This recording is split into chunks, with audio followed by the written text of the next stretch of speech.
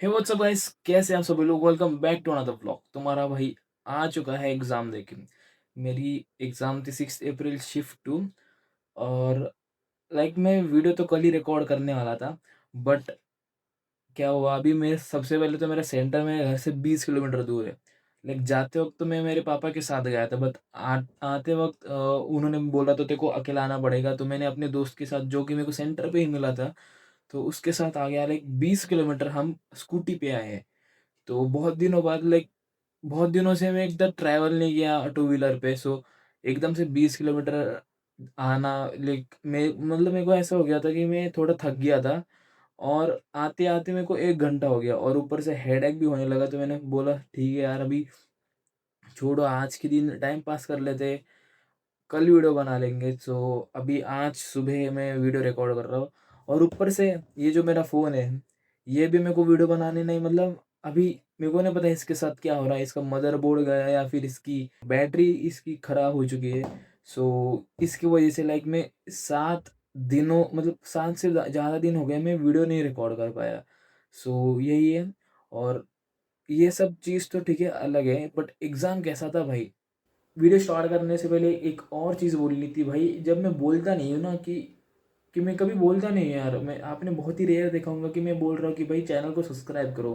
सो जब मैं बोलता नहीं हूँ, इसका मतलब ये नहीं होता कि चैनल को सब्सक्राइब ही नहीं करना। भाई करो यार, अभी इसमें भी एक और अटेम्प्ट लगेगा क्या? तो करो यार। तो एग्ज़ाम कैसी थी?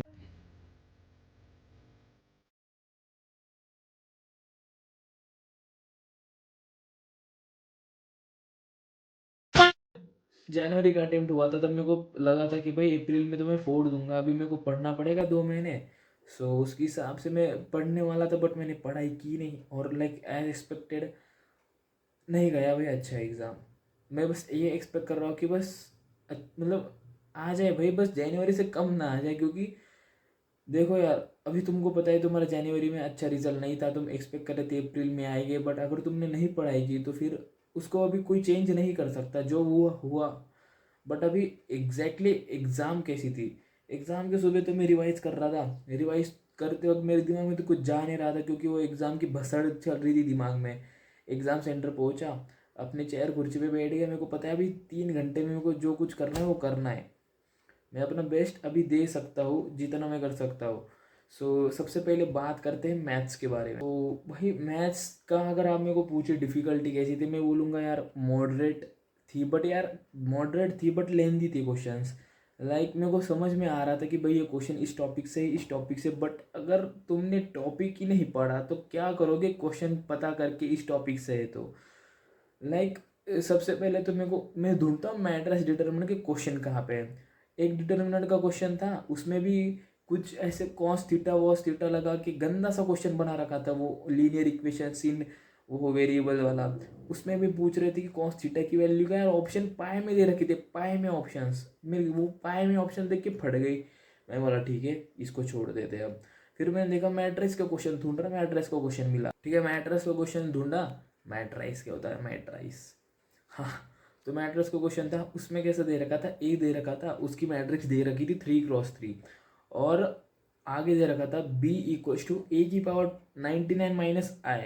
और पूछ के, और एक दे रखा था कि बी इक्वल्स टू BIJ। और पूछ रहे थे B31 - B23 अपॉन B31, ऐसे कुछ तो भी थे पूछ रहे थे। तो मैंने दो वैल्यूज निकाल ली थी। जो तीसरी वैल्यू थी भाई, उसका आंसर इतना गंदा आ रहा था, इतना कैलकुलेट ही नहीं हो रहा था, मेरा दिमाग खराब हो गया। मेरे को पता है एक तो मैथ में मार्क आने वाले नहीं, जो 4 मार्क्स आ रहे हैं उसके लिए मैं लड़ रहा हूँ, वो भी सॉल्व नहीं हो रहा। तो ओवरऑल डिफ़िकल्ट तो था भाई। मैं मॉडरेट था, मेरे लिए डिफ़िकल्ट गया, मैंने पढ़ाई नहीं की थी। सो केमिस्ट्री की बात करते, केमिस्ट्री में मेरे को सबसे ज़्यादा इनऑर्गेनिक में तो पहले सबसे पहले पीरियोडिक का एक या फिर दो क्वेश्चन थे, कोऑर्डिनेट के भी थे दो, केमिकल बॉन्डिंग का एक था शायद पोलैरिटी वाला। और बाकी के मेरे को इतना याद नहीं। ऑर्गेनिक ऑर्गेनिक का वेटेज था ठीक ठाक, बट जीओसी का वेटेज बहुत कम था यार। ना, बहुत कम थे क्वेश्चंस। एक तो मोल कंसेप्ट का तो केमिस्ट्री भी मॉडरेट ही थी भाई, ना इजी थी, मॉडरेट कह सकते हैं हम, सॉल्व करने लायक तो थी। अगर जो भी बंदा सिलेबस भी कवर करके गया होगा ना, पूरा भी नहीं, जितना कर मतलब सिलेबस भी कवर कर रखा ना उसको, एग्ज़ाम केमिस्ट्री तो सॉल्व कर लिया होगा उसने। और फिजिक्स की बात करते हैं तो फिजिक्स में सबसे पहले देखो, आप फिजिक्स का सेक्शन खोलते हो, आप क्या एक्सपेक्ट करते हो, आपको यूनिट डायमेंशन को क्वेश्चन मिल जाए, सेमीकंडक्टर मिल जाए, ईएम वेव्स मिल जाए, अगर आपने मॉडर्न कर रखी मॉडर्न मिल जाए, करंट इलेक्ट्रिसिटी मिल जाए, ऐसे 5-6 और कैपेसिटर मिल जाए, ऐसे जो 6 जो मुफ्त के मार्क्स होते ये मिल जाए। पहला क्वेश्चन देखा, गंद कुछ अलग ही दे रखा, 5-6 क्वेश्चन मतलब ऐसे थे, मैं एक्सपेक्ट कर रहा था कि अच्छा इजी चैप्टर से आ जाए तो मतलब थोड़ा आसान हो जाता है। तो पहले 5-6 क्वेश्चंस में मेरे को वो चैप्टर्स नहीं मिले, और मैं जैसे जैसे सॉल्व करते जा रहा था, लग मैंने मेरे हिसाब से 13 या 14 अटेम्प्ट किए हो गए, उसमें से मेरे हिसाब से 7 या फिर 8 सही आएंगे, और बाकी के भी ना, लाइक मैं ऐसा ऑप्शन एलिमिनेट कर रहा था कि अच्छा ये नहीं होगा, ये होगा, ओके ये इसके मल्टीपल में है। तो तुक्के मारे भाई मैंने सीधा, 4-5 जितने भी थे, ठीक है, ऑप्शन ऑप्शन गए बाहर में, तुक्के मारे, सीधी सिंपल बात। तो वो मारा, और मैं एक्सपेक्ट कर रहा, ठीक है, मेरे को एक डायमेंशन को क्वेश्चन मिल गया, सेमीकंडक्टर हुआ, सेमीकंडक्टर भी मिल गया, मॉडर्न फिजिक्स हुआ, मॉडर्न फिजिक्स भी मिल गया, ईएम वेव्स भी मिल गया। उसके बाद में करंट इलेक्ट्रिसिटी ढूंढ रहा नहीं मिला, करंट इलेक्ट्रिसिटी 20 खत्म क्वेश्चन, 20 क्वेश्चन खत्म हो गए। उसके बाद में करंट इलेक्ट्रिसिटी क्वेश्चन मल्टी मतलब इंटीजर वाले में था, 2 थे, 2 में से मैंने शायद 2 सॉल्व कर लिए, बट दोनों दोनों का आंसर आ गया था शायद मेरे से। और एक रे ऑप्टिक्स का क्वेश्चन था। अभी रे ऑप्टिक्स का क्वेश्चन ना मैं आपको बताता हूँ, अगर रे ऑप्टिक्स का क्वेश्चन मैं आपको बताता हूँ, आपसे अगर सॉल्व हो रहा होगा तो कमेंट सेक्शन में लिखो, वरना देखो भाई, देखो। तो सबसे पहले दिख रहा होगा क्वेश्चन क्या था। अबे यार, अभी इसको ना लॉक करता हूँ, एक सेकेंड रुकना।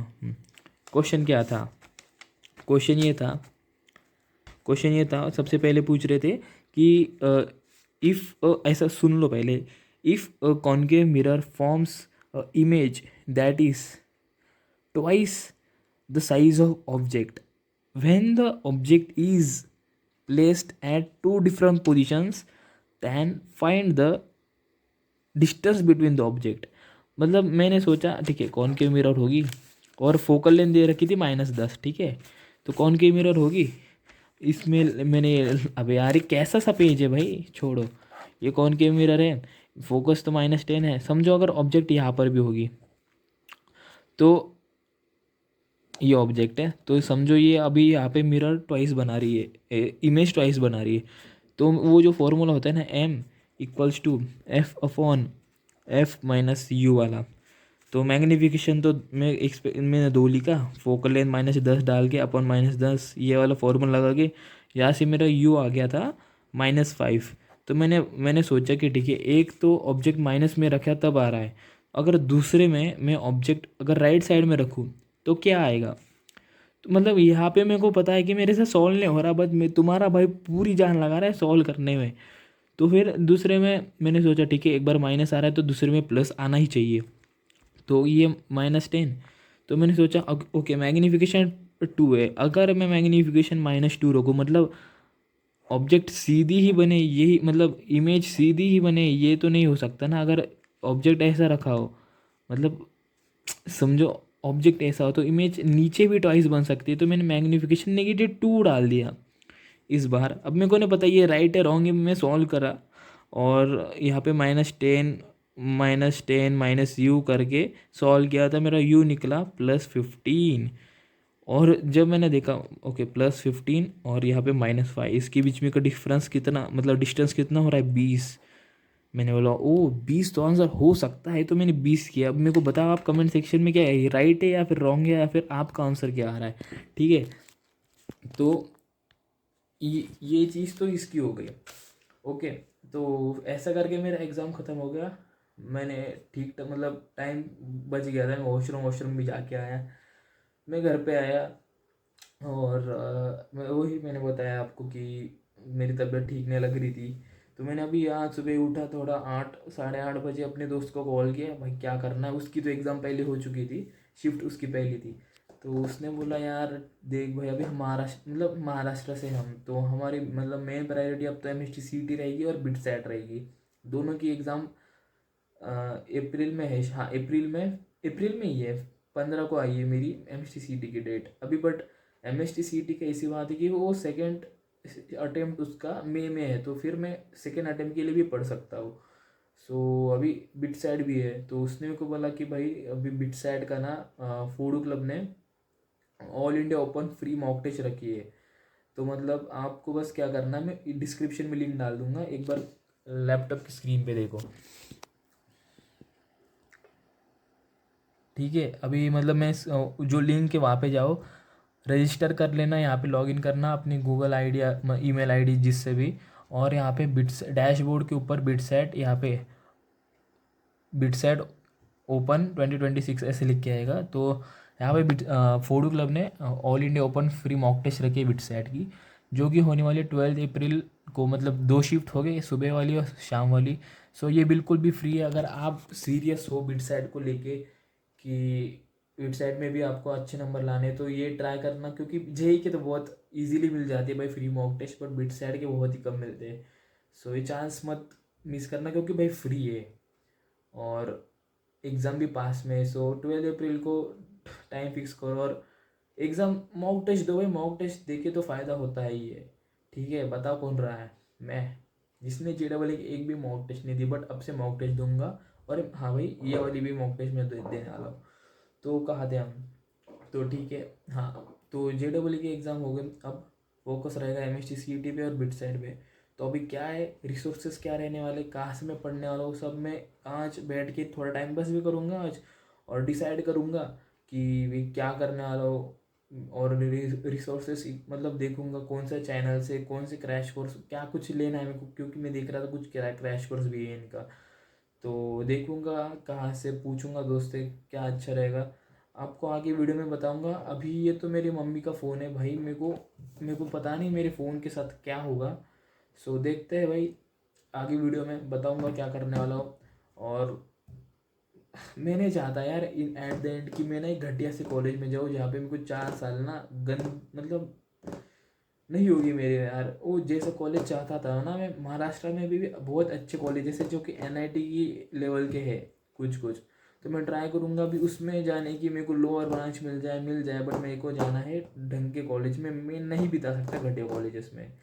सो 1 महीना है और करते हैं भाई, पढ़ाई तो करनी पड़ेगी, क्योंकि अब रिग्रेट्स ही रहेंगे फिर तो। और JEE का एग्ज़ाम हो गए तो एक हल्का भी लग रहा है मन। तो मिलते हैं यार आपसे अगली वीडियो में, तब तक के लिए